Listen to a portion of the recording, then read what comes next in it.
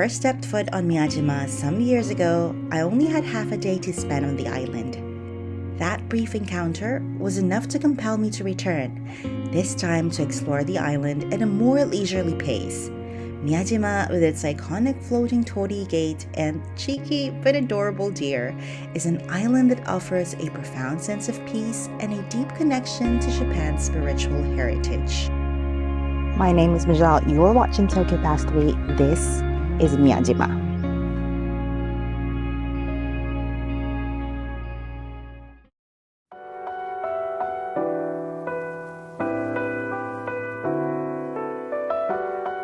Located in the tranquil Seto Inland Sea, Miyajima is easily reached by a ferry ride from Hiroshima. As you step onto the island, you're immediately welcomed by its charming residents, the deer. I've just arrived at Miyajima and I'm currently chilling out with a deer. In many parts of Japan, like Nara, deer are revered as messengers of the gods. But according to a local guide, in Miyajima, they're actually just considered wild animals. Regardless of divinity, though, they are respected and well-loved. But don't be fooled by how meek they seem. If you have food or paper, they won't think twice about snatching it away from you. No. No. No.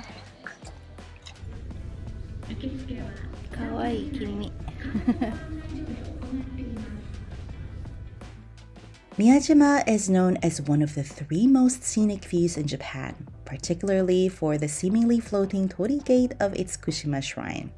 It is built over water because the island itself is believed to be a god, and building the main gate over it was considered disrespectful.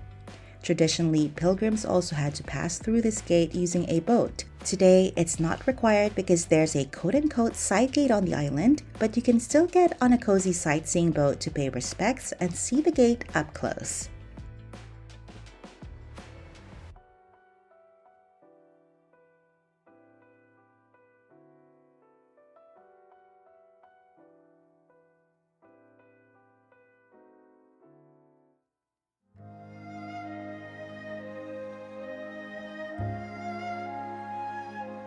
After getting back to the shore, I'm now ready to enter a UNESCO World Heritage Site, Itsukushima Shrine. This historic place of worship dates back to the 6th century, making it around 1,400 years old. It has been reconstructed several times, but the layout we see today follows the Shinden style of architecture, a style from the Heian period reserved for the noble and the divine. There are at least 2 main theories why the shrine itself floats on water. One is that it was an attempt to build the mythical dragon palace, which is said to be under the sea. The other stems from the Buddhist belief that when people died, their souls were ferried by boats, with Itsukushima serving as the port to the next world. There was a time when Shinto and Buddhism were syncretized in Japan, thus the 2 theories.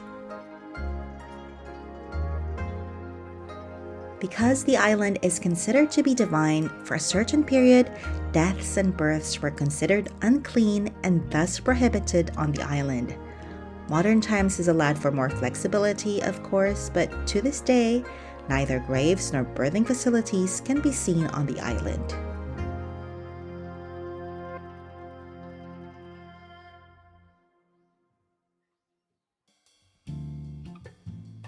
Having feasted on a visual treat, it's now time to feast on a local delicacy. And I wouldn't pass up on an opportunity to eat Hitoshima-style okonomiyaki. You can find several shops on the island selling these, and I had mine topped with scallops.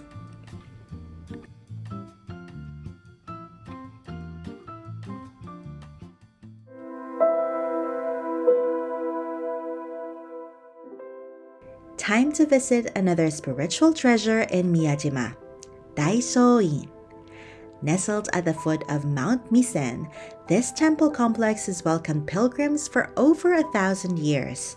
When you enter the temple, you'll be greeted by rakan statues, all wearing red bibs and hats, but each with a unique expression. As representations of Buddhist disciples that have attained enlightenment, they serve as a reminder that enlightenment is accessible to all, no matter how quirky your personality may be. Ascending further, you'll also find spinning metal wheels with inscriptions.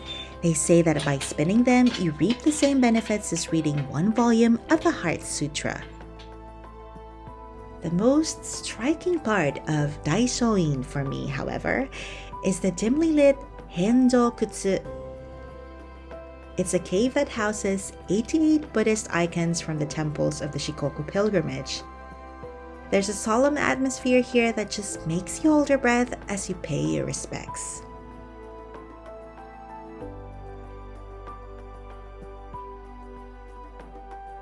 It's important to note here that I went to the temple with the intention of hiking all the way to the top of Mount Misen, but I couldn't find any path connecting the temple complex to the trail, which was just right beside it. I'd have had to go down and then walk the trail from the bottom if I were to do so, and because I was losing daylight, I decided not to do it.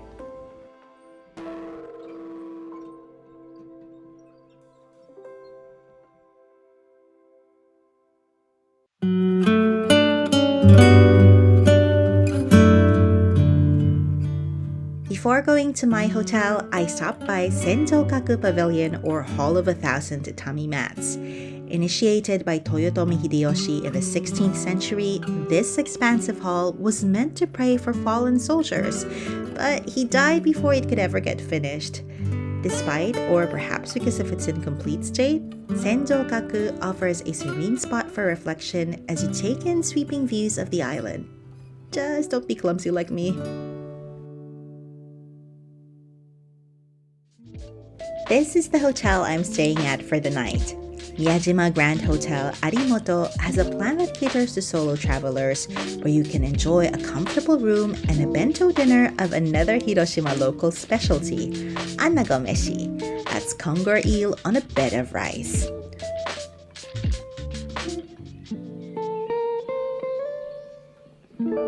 One other reason why I booked this hotel, they offer a free guided evening tour. Seeing Itsukushima Shrine at night without any tourists gives it an even more mystical appeal.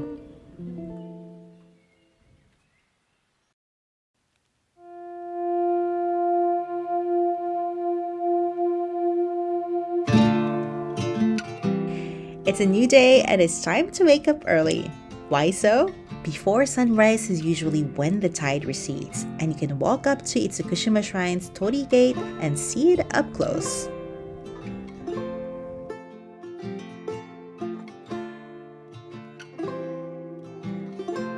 Okay, so I've gone through the Torii Gate by boat, I've seen it at night, and I've seen it at low tide. I guess we can say I've had the full Itsukushima Shrine experience, don't you think?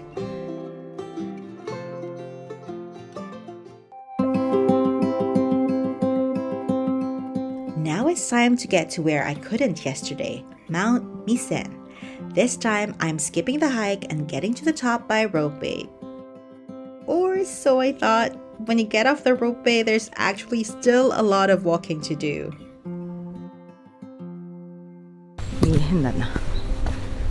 I'm so glad I decided not to hike because apparently you still have to do a lot of walking even if you use the ropeway.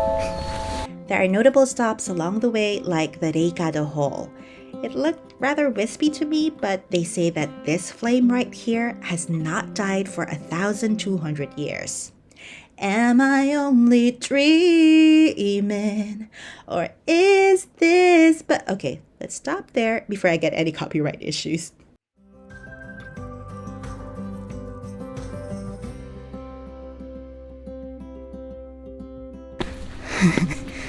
I'm already out of breath. You honestly don't need to do the hiking trails, I think. Just the path at the very top is strenuous enough, especially when you're not in hiking gear and you're carrying camera equipment.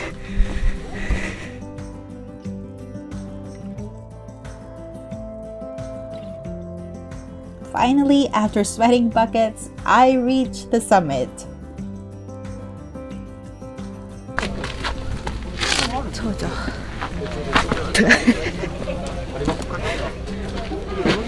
Okay, we are finally at the top, and this is the proof. It was a grueling hike, a lot more strenuous than I expected, but okay, it was good.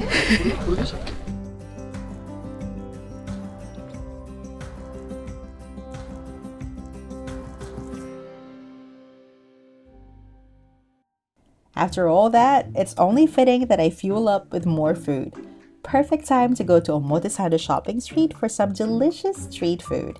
If you want to know more about my recommendations for what to get here, I made a video called What to Eat in Hiroshima a few years ago.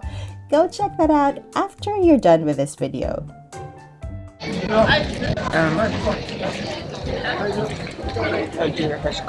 Nope, nothing.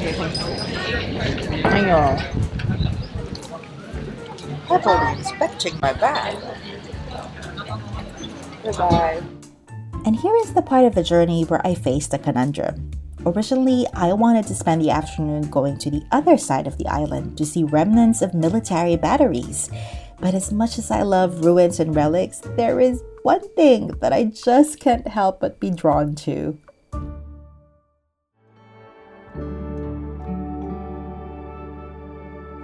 This is Miyajima Aquarium. They are known for tsunameri, or finless porpoises that are native to the Seto Inland Sea.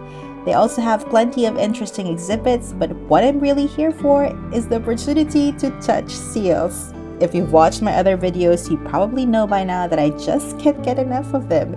The experience is done while the seal is being fed, and you can only touch a certain side, so as far as I can tell, the seal didn't seem to mind. ふわふわですね、なんか。ありがとうございます。ありがとうございます。